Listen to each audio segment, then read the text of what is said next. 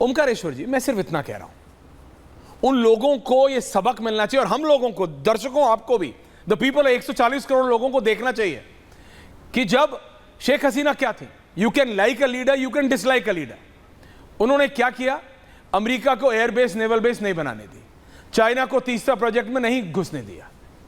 क्यों नहीं घुसने दिया? वो आप भी जानते हैं, हम भी जानते हैं। और ये व्यक्ति जो शेख मुजीबुर रहमान की मूर्ति को कल तोड़ रहा था और आज डेसिक्रेट कर रहा था, लिटरली यूरिनेट कर रहा है उनके सर पे, क्या उसे पता भी है कि मुजीबुर रहमान साहब ने बांग्लादेश के लिए क्या किया? क्या मुजीबुर रहमान के परिवार ने क्या प्राइस पे की बांग्लादेश को बनाने के लिए? आज जो उनके पास फ्रीडम है, आज जो टेक्सटाइल में लीडर है बांग्लादेश, अब जो अगले 5 साल इनकी हालत होगी, याद आएगा सर, ये तस्वीर is going to be iconic.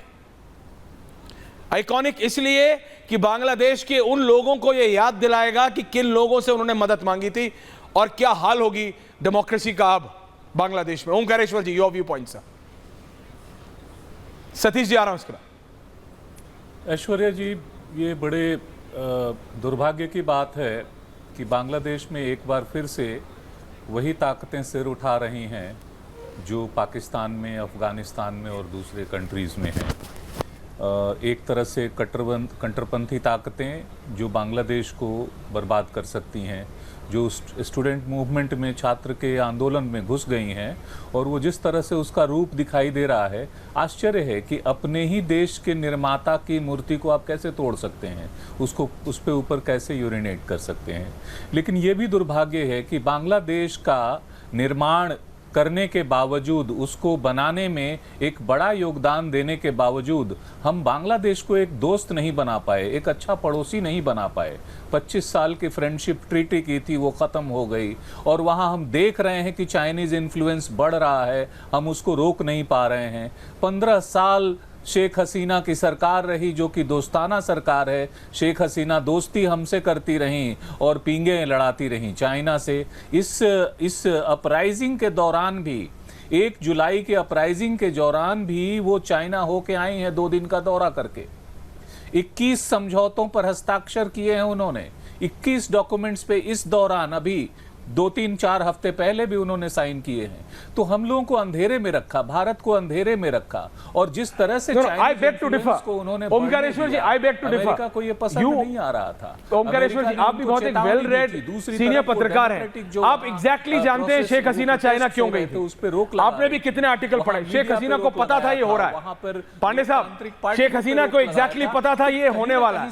Sheikh Hasina India भी आई थी। Sheikh Hasina was trying to reach out to the Chinese to stop the CIA. ये है कि यही वो, sir, Sheikh Hasina was trying to reach out. Okay, I'll give you what you want. मेरे देश को ऐसे बर्बाद मत होने दो। ओमकारेश्वर जी को शायद ऑडियो नहीं जा रहा है। डेमोक्रेसी बिल्कुल गई थी वो चाइना, उन्होंने चाइना के साथ 21 कॉन्ट्रैक्ट साइन किए। वो 21 के 21 की लिस्ट मेरे पास है, दीपक बोरा जी और अशोक सज्जनार साहब। अशोक जी को भी लाइए। ओमकारेश्वर जी का जब ऑडियो ठीक हो जाता है उनको कनेक्ट कीजिएगा। दर्शकों सिर्फ बता रहा हूं, 21 गई वो बीजिंग करके आई, क्योंकि उनको पता था CIA क्या कर रहा है, उनको पता था ISI कैसे घुस गई है, उनको पता है जमात कैसे खेल रहा है, उनको एग्जैक्टली पता था कि पाकिस्तान की एजेंसी के हाथों में और CIA के हाथों में इस्लामिक, रेडिकल इस्लामिक जो एलिमेंट्स है वो कैसे खेल रहे हैं। She was trying to protect her country, वो अपने देश के लिए राष्ट्रवादी थी। If there is one need of the, अगर इस समय की कोई नीड ऑफ द आवर है तो वो है राष्ट्रवाद। आप एक दूसरे का विरोध कर सकते हैं, आप नीतियों का, हर चीज का विरोध कर सकते हैं, पर मैं सिर्फ ये कह रहा हूं, देखिए क्या होता है जब so called champions of democracy, America जैसे देश, किसी फले फूले देश में 48 घंटे पहले की तस्वीर। मैं जब Deepak ji with the prime minister, मेरे को 2 बार ढाका जाने का मौका मिला है। मैं नहीं कह रहा कि कोई बहुत डेवलप्ड देश था, सुखी देश था, और हमको ऐसा भी नहीं कि मैं बांग्लादेश के गांव में गया हूं, नहीं गया हूं।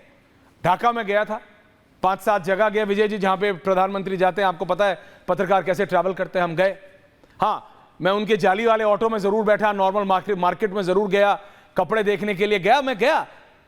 ऐसा नहीं है कि सब कुछ ठीक था, मतलब एवरीथिंग, मतलब बहुत अच्छा था, बिल्कुल न्यूयॉर्क का बराबरी थी, नहीं, लेकिन दे वर हैप्पी।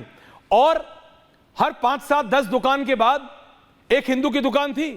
कोई शाह साहब थे, कोई भट्टाचार्य थे, कोई कुछ थे, कोई कुछ थे, था। And they were living peacefully, शांति से रह रहे थे। कोई ऐसा प्रॉब्लम नहीं था कि एक दूसरे के खून के प्यासे हो, जो कि अब हो रहा है। ये तभी हुआ है दीपक वोरा जी, जब the champions of democracy enter, जब सीआईए एंटर करती है तो ऐसे जला के राख कर देती है किसी के देश को। दीपक वोरा जी, आपने बिल्कुल सही फरमाया है सर। ये हम भी याद रखते हैं कि 30 करोड़ 300 मिलियन बंगाली रहते हैं बॉर्डर की उस तरफ और इस तरफ, बांग्लादेश और पश्चिम बंगाल। सर मैंने अपने करियर में ये बहुत बार देखा है। मैंने ये सूडान में देखा है, जब उसके राष्ट्रपति से अमेरिका नाराज हो गया तो वहां पे दंगे शुरू हो गए, अब सिविल वॉर शुरू हो गई। 5 साल आपका राजू था, खत्म हो गया। इथियोपिया में मैंने देखा है, जिम्बाब्वे में मैंने देखा। सर आपको याद होगा रॉबर्ट मुगाबे, जो भी थी उसकी कमजोरी, पश्चिमी देशों को गाली देते हटा दिया, जिम्बाब्वे बिल्कुल खत्म हो गया। ये मैंने गेबॉन में देखा, होते साहिल में देखा। जब आप उनका एजेंडा फॉलो करते हैं तो सब सही है, नहीं तो उनकी लैंग्वेज क्या है, we encourage India to do this. Encourage का मतलब होता है नहीं करोगे तो हम पिटाई करेंगे। This is their shorthand for income. हर जगह ये दखल देते हैं। लेकिन सर कई बार क्या होता है, इजिप्ट में भी आपने देखा, उसने मुबारक को निकाला था क्योंकि वो ज्यादा बड़ा हो रहा था, उनकी बात नहीं मानता था। अल्टीमेटली सर जो ये खेल खेल रहे हैं, thanks to channels like yours and thank you sir, you personally, I applaud you sir कि आप उसको एक्सपोज कर रहे हैं ताकि पूरी दुनिया को समझ आ जाए कि इन लोगों से अगर मदद मांगोगे वो सबसे पहले आपको डसेंगे सर। अल्टीमेटली मैं यही कहूंगा सर दैट दीज ऐसे दोस्तों से आ रहा हूं मेजर तूर, मेरा ख्याल दुश्मन ज्यादा अच्छे होते हैं सर। दुश्मन ज्यादा अच्छे होते हैं। दीपक वोरा जी मैं आपकी बात मान रहा हूं। Okay move, only me and major Toor. Ashok Sajnar साहब आ रहा हूं, सतीश जी आ रहा हूं, आप बोलना चाह रहे थे कुछ। मेजर तूर, आर्मी क्या करे? आर्मी ने बोला, army acted as a puppet. हाँ ठीक है जी, आप कुछ बोलना चाह रहे हैं सर? मैं अभी दर्शकों को यह बताना चाह रहा हूं कि इट इज अ बहुत ही गहरा, ये एक नेक्सस है। ये आज की प्लानिंग नहीं, बल्कि आप लगा लो कि कम से कम 3 से 4 महीने से ज्यादा की प्लानिंग होगी, जो आज ये दिन को अंजाम दिया गया है। क्योंकि चाइना को नहीं पता था, तो basically ministry of state security, जो चाइना की सबसे अव्वल दर्जे की सिक्योरिटी एजेंसी है, उसे कानो कान खबर नहीं थी।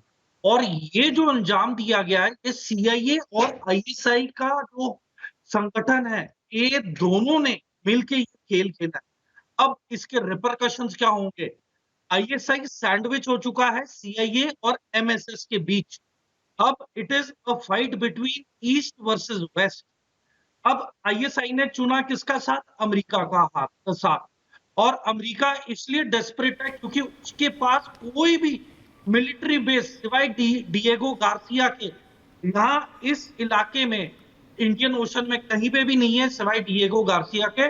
वो चाइना को काउंटर नहीं कर पा रहा है, वो इनइफेक्टिव है, वो बेअसर है, उसकी बस की नहीं है, उसका खर्चा बहुत ज्यादा हो रहा है।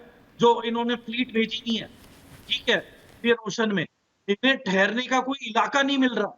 तो आउट ऑफ शेयर डेस्परेशन इन्होंने पहले शेख हसीना को ऑफर दिए, प्रेशर डाला गया, शेख हसीना नहीं मानी, उन्होंने नहीं कॉम्प्रोमाइज किया अपनी कंट्री को लेके, और इसका फायदा अब किसने उठाया? जो बट मैं ये बोल रहा हूं मेजर तूर, सतीश के सिंह जी आपके पास आ रहा हूं, विजय जी, ओमकारेश्वर जी आ रहा हूं, कि किस लिए नहीं कॉम्प्रोमाइज किया सतीश जी? क्योंकि उन्हें एग्जैक्टली पता था क्या होगा। अगर वो अमेरिका के साथ कॉम्प्रोमाइज करेंगी तो क्या होगा? वो कहा, अभी मैंने सुना कि वो चाइना गए, ओमकारेश्वर जी ने बोला।